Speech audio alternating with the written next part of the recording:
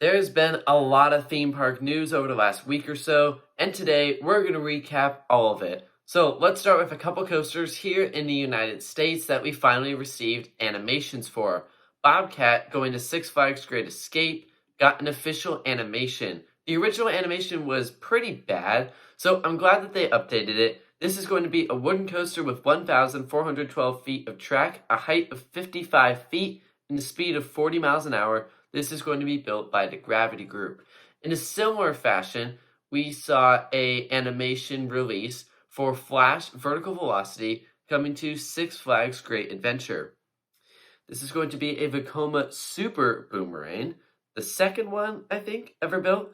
1,430 feet of track, a height of 59, or a speed of 59 miles per hour, rather, and 4 G-forces on that one, and a couple of inversions as well. Of course, you go through part of the layout forwards and backwards because it is that next generation boomerang model from Vekoma, and hopefully it'll be a lot better than the old ones because those are not great. On that same, continuing on with coasters that are opening soon, Epic Universe's coasters are testing. At least some of them are.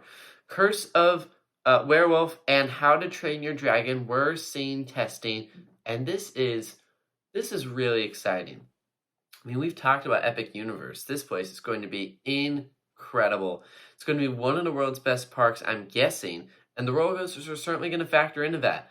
And so, Curse Werewolf is a mock ride spinner, and How to Train Your Dragon is an intimate launch coaster. Both those coasters were seen testing. It seems like they tested successfully. Man, I can't wait. It's so Epic Universe is going to be so good. So awesome. On that same kind of level of thinking, or on that same train of thought, no pun intended, Iron Menace completed its first test run. So Iron Menace is going to Dorney Park for the 2024 season. It'll be opening on May 10th, 2024. The coaster is a B&M dive machine. It'll have 2,169 feet of track, a height of 160 feet, and a speed of 64 miles an hour with 4 inversions and a beyond vertical drop. It'll have an Immelman, a 0G roll, an incline loop, and a corkscrew. So Dorney Park hasn't gotten very many coasters recently, and so seeing some investment into the place is really refreshing. And Iron Menace, while it may not have been the ride I chose if I had the choice, I think it's going to be good for the park. They need a new coaster, and I'm really glad to see them getting something new. And so Iron Menace also completed its first test run. Now, we move on to kind of an interesting announcement. This is a new Mattel Adventure Park. So the one in Arizona was supposed to open this year. I think they pushed it back now to 2025. So so that one hasn't even opened yet. And now they're already announcing a second Mattel Adventure Park. This is going to be going to Bonner Springs, Kansas. So it's near-ish Kansas City, and therefore near-ish Worlds of Fun, probably their closest competitor.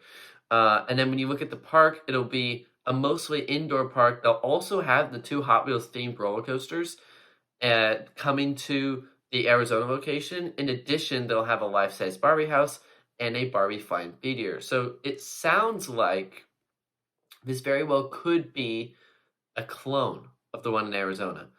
And I think it could work, and especially if they really lean into the theming, but we haven't even seen the first one be successful yet. So kind of interesting, but Mattel certainly has the branding and the products to make it work. Continuing on, Wiener Prater is getting a new Mack Rides Big Dipper. So this is going to be called Wiener Looping. I'm not sure exactly how that would be.